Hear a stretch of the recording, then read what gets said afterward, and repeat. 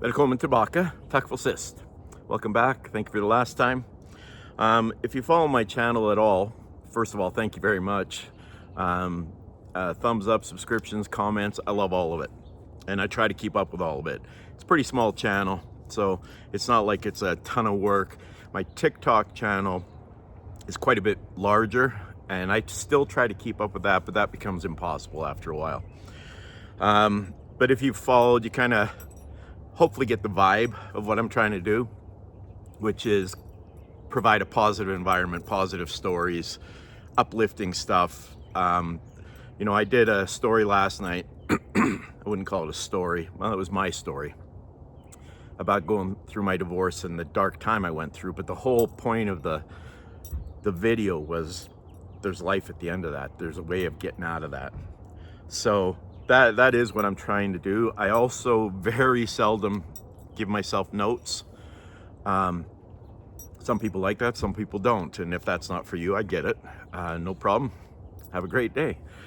But I like just speaking off the cuff. I always think about what it is I'm going to talk about before I get on camera. And, sometimes my mind I probably would have been OCD as a kid in the early 70s nowadays, but I like it. My brain goes different places. It's always going.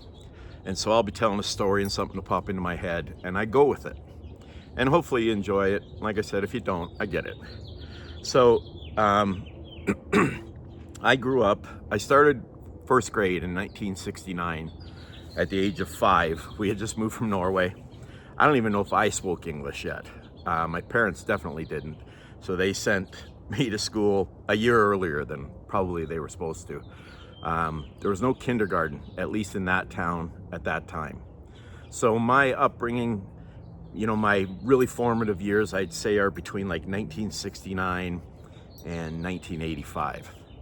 The early 80s were early to mid 80s were kind of my heyday, my college days, my high school days, all that stuff. That little town that I grew up in, Tabor, up in Canada, I made lifelong friends. Some of my best friends still live there. Or even if they've moved from there, we keep in touch. And it was a real blessing growing up in that little town, and that's kind of what I want to talk about. If you know Anthony Bourdain, the chef, he was really fun to watch. He ended up committing suicide, which was really sad. It's sad anybody gets to that point, but he wrote a book called, it just escaped my mind. Something like Kitchen Confidential. And I always thought if I wrote kind of a memoir for myself and my family, it's not like anybody else would want it, but I'd call it Small Town Confidential. Because there is something about growing up in a small town in the 70s in Canada, in the prairie. I mean, we were only about an hour and a half from the Rocky Mountains, but you couldn't see them until you drove about 45 minutes. But just to set the scene, and I've mentioned this before, so if you want to fast forward, right on. That town at the time was probably around 4,000 people. How we ended up in that little town moving from Norway. Actually, I do kind of know the story, but I've told it before. My best friend growing up, I met really soon after I moved there. He says he remembers me only speaking Norwegian. And he's still one of my best friends to this day. We've been friends now for 57 plus years. So I moved, it's 58. It'll be 58 years this summer, 1968. And we got in so much trouble. When you grow up in a little town in the 70s, in the middle of nowhere, there was very little crime. I remember one murder, and it was a big deal because it was somebody I knew, committed by somebody I knew.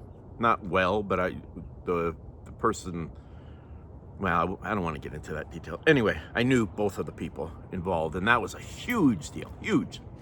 But we didn't lock our doors. Nobody I knew locked their doors, their car doors, their house doors. You just never worried about that kind of thing. It wasn't until I went away to college, and even then, I went to college in 1981, freshman year, Even then, I don't know if we lucked. We didn't have anything. We're all broke college students. You want to take my stuff? Go ahead. But we had so many adventures in this little town. You know, when we turned 16, then we started going up to the big city of Lethbridge, which was 40, maybe 45,000 people. And but up until that point, our whole life revolved around that little town. Summer vacation, my parents would either take us to British Columbia or down to Montana for a week, cabin. We'd camp once in a while, but 99% of my life was in that little town from the age of 5 until 17 when I went to college. And if you grew up in that kind of environment, I'm sure you'll find some of this familiar, especially if you grew up in the era that I grew up in.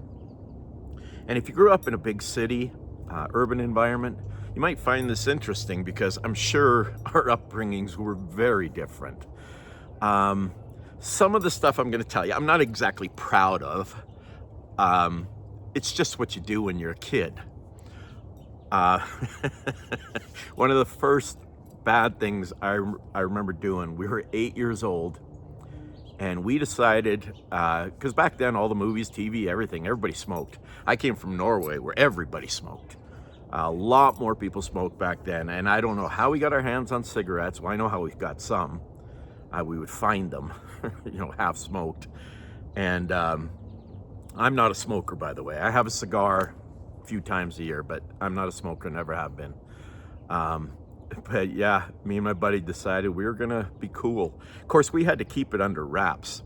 I can remember a day we thought we got busted by our parents. We actually didn't, but we thought we did. So we came up with this plan. This is 8-year-olds coming up with a plan that we would tell our parents, but not until we were 18.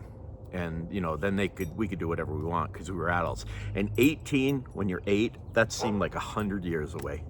Now, 10 years, I look back 10 years, it's like that. And I know everybody you talk to says the same thing. The older you get, the faster the time goes. I try really hard to focus on the moment. My wife has a really good philosophy. If you just focus on what you're doing that day, time slows down a little bit. And to an extent, that's true. But yeah, we were, for lack of a better word, we were little shits. We got in a lot of trouble. I mean, not like serious trouble, but you know, we broke into a school once and took nothing. I mean, we're just idiot kids.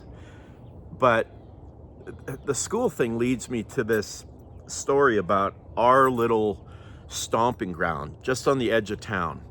I've mentioned it before, but if you've seen the movie Stand By Me, that resonates with me so much. That is my town. That is where I grew up.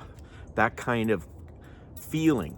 We had freedom, and everybody rode their bikes. Everybody rode their bikes everywhere. Nobody had helmets on. I mean, most cars didn't have seat belts, for hell's sake.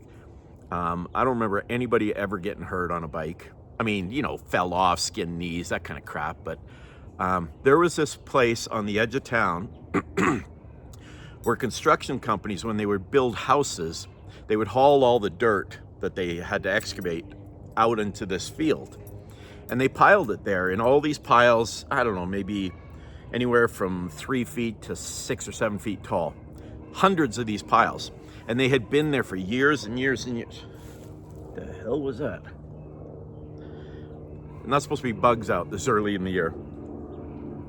Anyway, they piled these piles of dirt for a long time. There were hundreds of them, and then they sat there for years. Had to be many years, because it literally had not just weeds growing all over, but small bushes and little trees, and the kids long before us had created trails through these hills. We called it the forest. And you know, looking back on it, it probably was a lot smaller than I thought it was at the time. It was probably, I don't know, maybe it was an acre or two of these little hills. And we had so much fun going through those on our bikes, creating trails. We'd play hide and seek. We'd come up with all kinds of games. That's one thing I really tried, my wife and I really tried hard with our kids to give them a little bit of freedom when they're kids. Like we would, you know, 10 years old, our kids were allowed to walk to the corner store, which is just a couple blocks away, to get some candy or something. We'd give them $1 and they'd go with their friends. And I think that's something that we're losing in society, is this independence. I think a lot of kids are raised in such a structured environment now, and I'm not trying to criticize anybody's parenting skills, but I think it's really important for kids to be able to grow up with some freedom, to be able to make some decisions, to be able to make some mistakes and learn from those mistakes. It's what builds character. You know, we literally, speaking of the forest, another place that was our stomping ground, there was a river that ran about, it's probably 3 miles out of town. And it runs through this valley. And up in Canada, they call the little valleys between the hills coulees. And we used to, as young as 10, I can remember going, getting a backpack, a sleeping bag, 3-4 buddies, and we would hike down to this river. It's called the Old Man River. Now it's spelled O-L-D-M-A-N. It's probably the Oldman River. It's probably named after somebody, but everybody called it the Old Man River. And it ran all the way from the Rocky Mountains at its starting point down through the prairies. I don't even know how far it goes before it hooks up to another river. But there was an island down at the bottom there. So we would hike out of town. I mean, we were on the edge of town already. We would hike down this kind of a highway. I mean, it was nothing like you're thinking of a highway. It was a little bit of traffic now and then, and there was room on the side, and there was a ditch. We would hike there, probably about a mile to get to the road that went down to the river, and then that was probably another mile and a half or something like that. And we would hike out there. We'd take some food. We'd sometimes we'd take a tent. Sometimes we'd just sleep under the stars. And kind of a funny story. There was an island down there that was called Scout Island.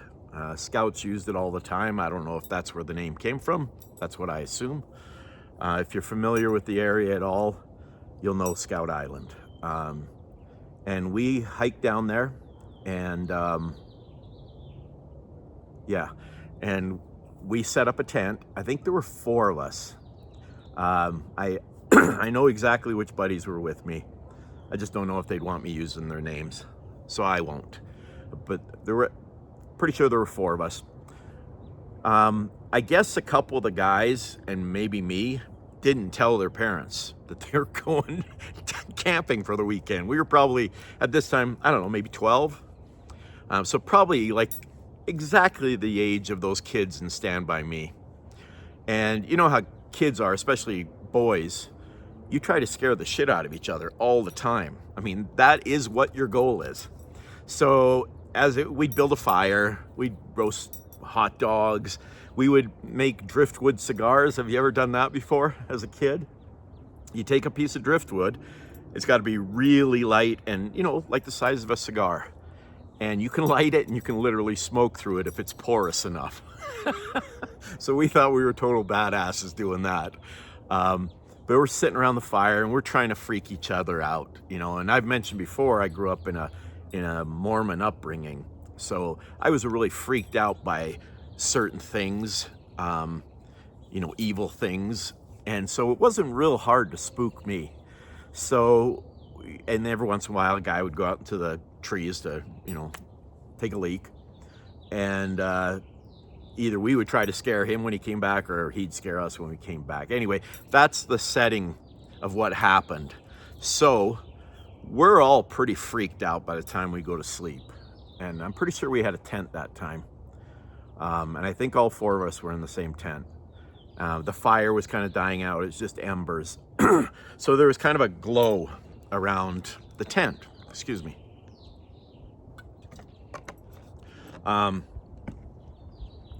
And we started hearing voices, or at least we thought we heard voices. You know, as kids, we had convinced ourselves werewolves were a real thing, vampires were a real thing, werewolves especially. There had been a movie came out, it might have been called Werewolf in the 70s, and it was a freaky movie. I mean, when Grizzly came out, if you ever saw that, there were no bears around where we lived, at least no grizzlies. And, but we'd walk through town at night and be scared of grizzlies.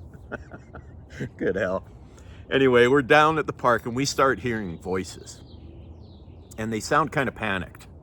And they're at a distance. We couldn't really tell how far away it was, but we thought, you know, we got to hide because this could be somebody, almost everybody's going to be older than us, so they could beat us up or who knows what.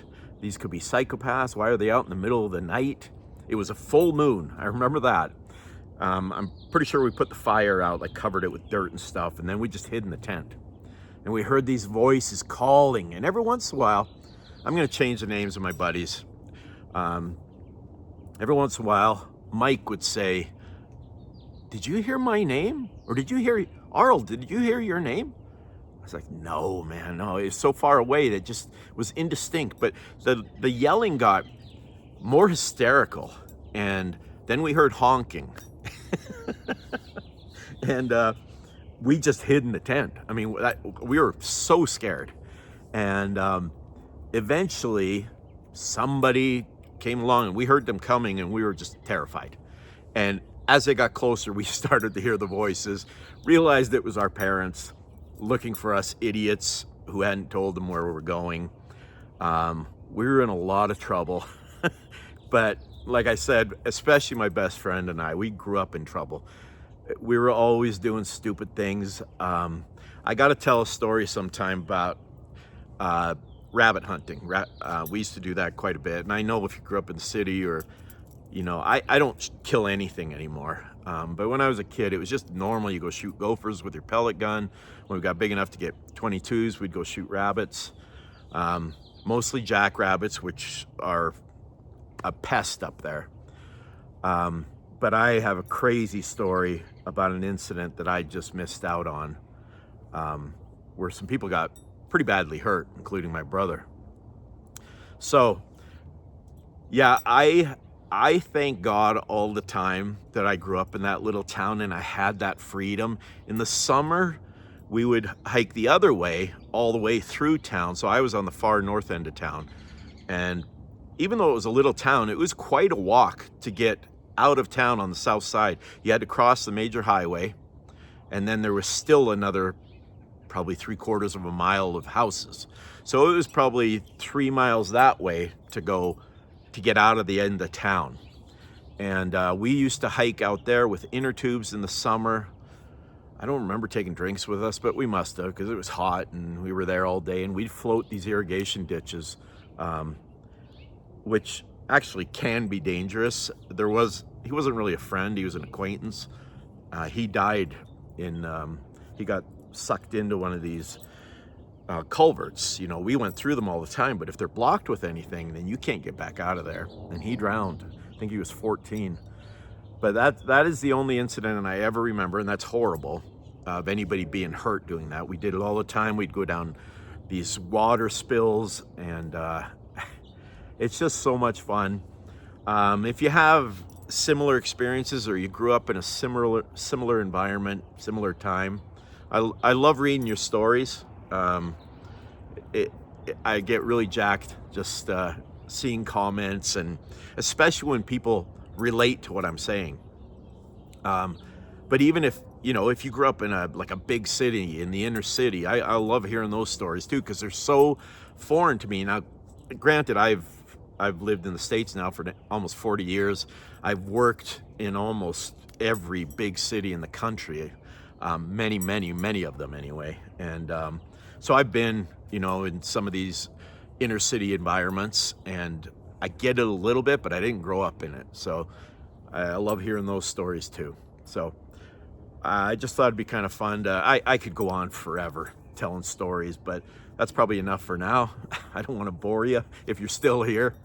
If you're still here, thank you so much. Thanks for watching. Tack för denna gång. Vi snackas igen snart. Thank you for this time. We'll talk again soon. I really appreciate you watching and interacting. So I hope you have a beautiful day. Today's Saturday, the 14th of March. I hope your Saturday is fantastic. Peace. Love.